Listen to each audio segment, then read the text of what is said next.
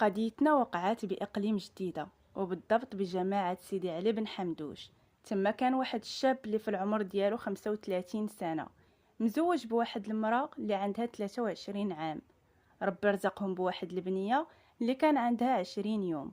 هاد الشاب سميتو خالد، كانت الحياة ديالو مع مرتو عادية. كان واحد الانسان اللي كيخدم وكل شيء كيعاود عليه غير الخير.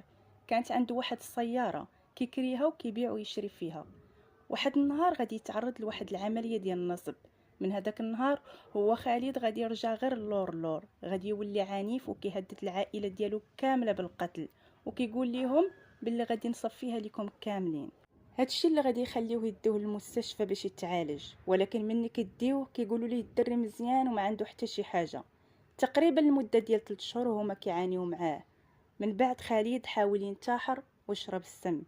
العائله ديالو هزوه وداوه للمستشفى وداروا ليه غسيل المعده باش ينقذوه من هذاك السم اللي كان فيه. هنا العائله غادي يقرروا انهم يعالجوه عند طبيب نفسي ولا يدوه لشي مستشفى، خصوصا العم ديالو اللي كان مربيه فحال ولده. حتى كيتفاجئوا به الناس انه رجع مع الوحده ديال الليل. شي كيقول انه هرب ليهم، وشي كيقول ان لومبيلونس هي اللي جات وحطاتو. هذيك الليله غادي يمشي عند عمته اللي كانت ملاصقه مع العم ديالو. غادي يدق عليها وما غاديش تفتح ليه الباب.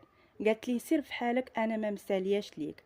طبعا هي كانت خايفه منه لانه كان كيهددهم ويصفيها ليهم.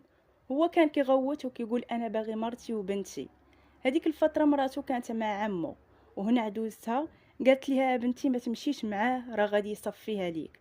ولكن الزوجه ديالو ما سمعاتش الهضره ديال عدوزتها وخافت منه ومشات معاه.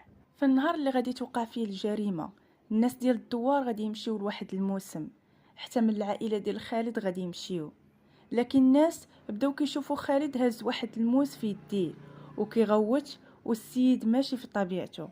غادي يمشيو كيجريو الموسم عند عائلته وغادي يخبروهم.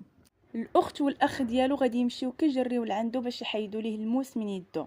غادي يتسبب الاخ ديالو طعنات بالموس وغادي يخليه مرمي، واختو غادي تحرد من يديها بالموس من بغات تحيدو ليه. ملي مشى عنده العم ديالو حتى هو تهجم عليه، وبالضبط حدا واحد البير غادي يدوز عليه كيف ما كيدوزوا على الحول نهار العيد. خالد ما غاديش يتحرك من بلاصتو، وغادي يبقى كيغوت وكيقول للناس جيبوا لي البوليس دابا ولا غادي نصفيها لكم كاملين. هنا الناس ديال الدوار غادي يمشيو كيجريو باش يخرجوا مرته وبنته من دارو، لا يدير لهم حتى هما شي حاجه. ولكن هنا غادي تكون الصدمه، وغادي يتفاجئوا بهذيك المجزره اللي غادي تكون تما. هنا الناس ديال الدوار غادي يمشيو كيجريو باش يخرجوا مراته وبنته من دارو، لا يدير لهم حتى هما شي حاجه.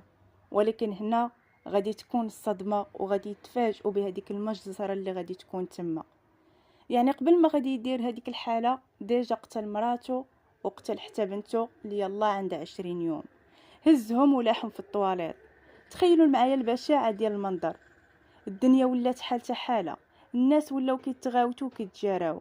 هادشي اللي غادي يخليهم يعيطوا على الدرك الملكي، وقالوا ليهم راه كاين واحد كيقزر في عباد الله.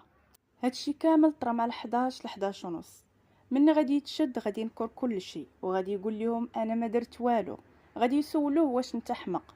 قال لهم انا ما حمق ما والو، انا بعقلي. اش كتسناو من واحد كان بغى يدوز على العائله ديالو كاملين واحد بواحد؟ اش كتسناو من واحد قتل 3 ضحايا في رمشة عين، مرته بنته وعمه؟ تخيلوا معايا البشاعه ديال هذا المنظر والبشاعه ديال هذه الجريمه. حنا ولينا كنشوفوا هاد الايام شي جرائم اللي كتحبس الدماغ، جريمه كتنسيك في جريمه.